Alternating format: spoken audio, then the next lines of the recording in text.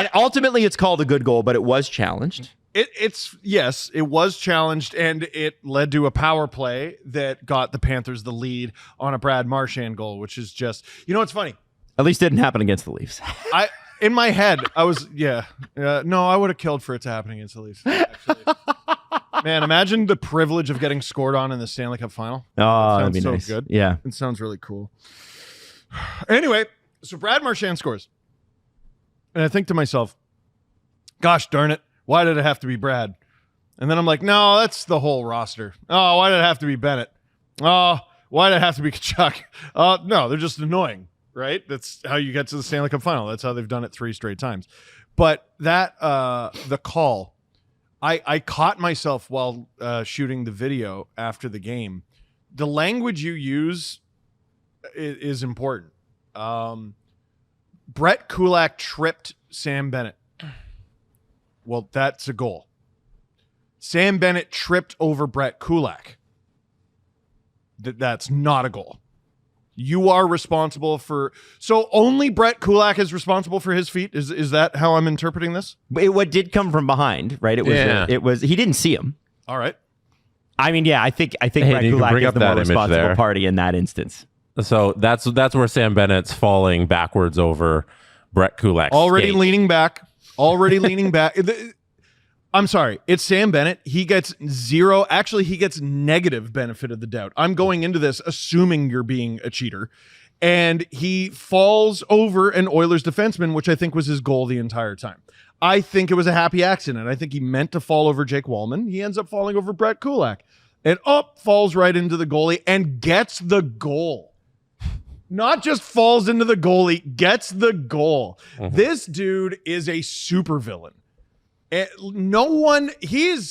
telling you, I grew up watching 90s hockey. This guy is generational accidentally on purpose. The guy I always bring up is Keith Primo. Mm-hmm. Hated him as a child. Mm-hmm. Hated him. I didn't know I had that kind of hate in me as like an 8, 9, 10-year-old. This man would I've fallen and I can't get up on top of Curtis Joseph or Ed Belfour or whoever it was and turn into just Katie Ledecky.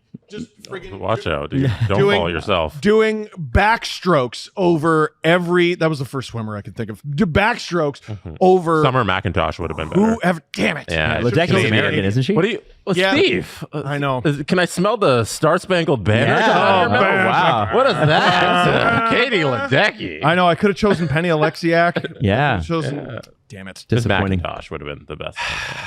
But anyway. So he would turn into Summer McIntosh. Oh, there you go. And just do the backstroke all over whoever the goalie was.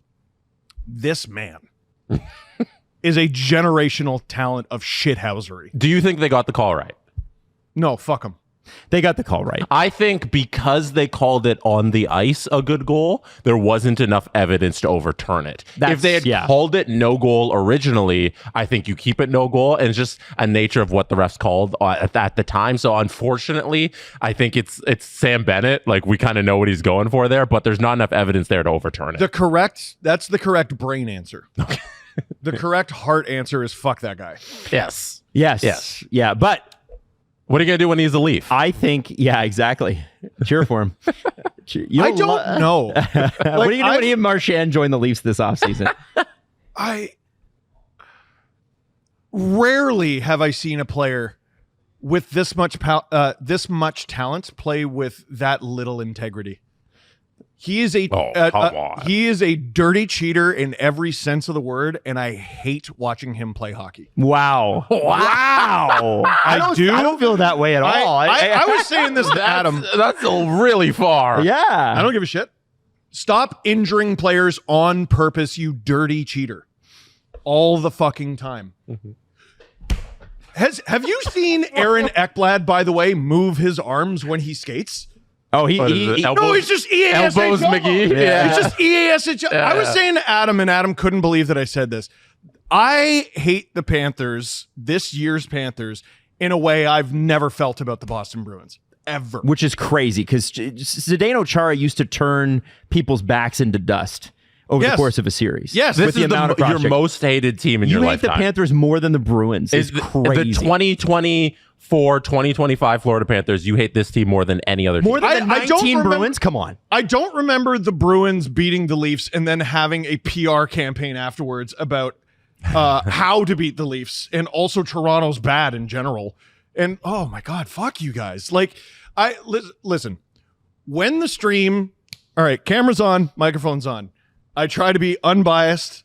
I know there's more Oilers fans in the chat than Panthers fans, and I have nothing against Panthers fans. No, I find them to be a riot. I had a fun time with them in the Eastern Conference Final. Yes. Giggling cat. Joey from Jacksonville or whatever. Joey Pantalone. Yeah, Joey Pants. Joey Pants. Is he there? Has he joined you? But like at the end of every series, I would find myself going, oh my God, I hate you guys, but I respect you. Like, damn it, I respect you. Friggin' Anchorman. These guys are clinical. They're the most exhausting. Like, here's what I respect about them. Mm-hmm. They are the most exhausting team, I think, in my lifetime. In terms of the detail they pay attention to fucking you up. Mm-hmm. Their hard work on the forecheck. They're dicking around after whistles. There was a play, I can't remember who the players were, but it was a Panther just covering an Oiler's mouth. Just holding his hand over his mouth so he can't breathe. You're a psychopath. All right. Yeah. You're a psychopath. Did you see... What part of the code is that? There was, I think Aaron Ekblad held someone's neck in the Carolina series. I think he just grabbed him by the neck, and I was like, hey, is anyone going to do anything about that? Nah, you can do that. Didn't Marchand take his glove off and...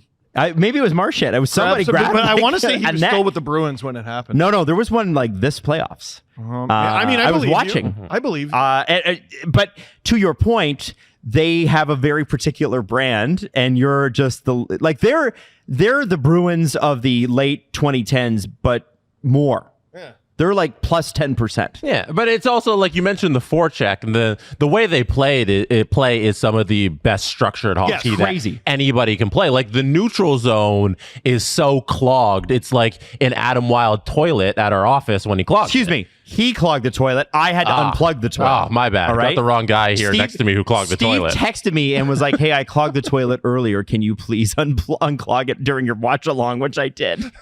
Thanks, bro. That's how clogged the neutral zone is when these guys are out there. Like, it's impossible to get through and attack at any moment on the ice. The Oilers found some ways to crack through, but like, just to your point, like, They play that detailed, dirty game, and then they're also incredibly structured playing hockey itself. Yeah, and I mean, the Oilers aren't beautiful, faultless angels. Right. Darnell Nurse broke the top line center of the Stars' foot. Yes. He missed a game, and then when he returned, Evan Bouchard slashed the same foot the same way. Mm-hmm. Evander Kane is a member of their team. Corey Perry is a member of their team. Yes. You know, it's funny. I got philosophical about Corey Perry too last night.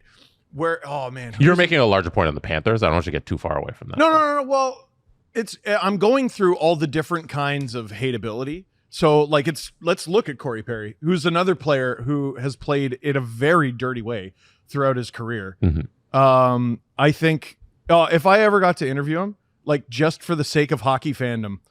Like particularly millennial hockey fans, because some people are going to be too young to remember this. I'm going to be like, Corey Perry, 2-time Stanley Cup champion potentially, or 1-time Stanley Cup champion. Starting with Corey Perry, 1-time Stanley Cup champion, I think would be a crazy thing to say to a man who's potentially gone 1-5. What is it like to have the brakes beaten off you by Pavel Datsyuk? I just need to know. Most of us haven't had the brakes beaten off us by Pavel Datsyuk. I just need to know what it's like to have the brakes beaten the fuck off you by Pavel Datsyuk. He beat your ass in that. Anyway, he was going at someone last night, and I was like, I don't think he's a particularly talented chirper. He is just so annoying. He just repeats himself over and over again, and I think it's the combination of voice and face are just unpleasant, and you want to punch it. And then when you do, you get a penalty, and he laughs at you. Yes. Now, the larger point about the Florida Panthers. Your most hated team of your life. Is it fact or fiction? There's a respect there that is lacking, like from the respect I've had for teams like the Bruins, who I also complained about.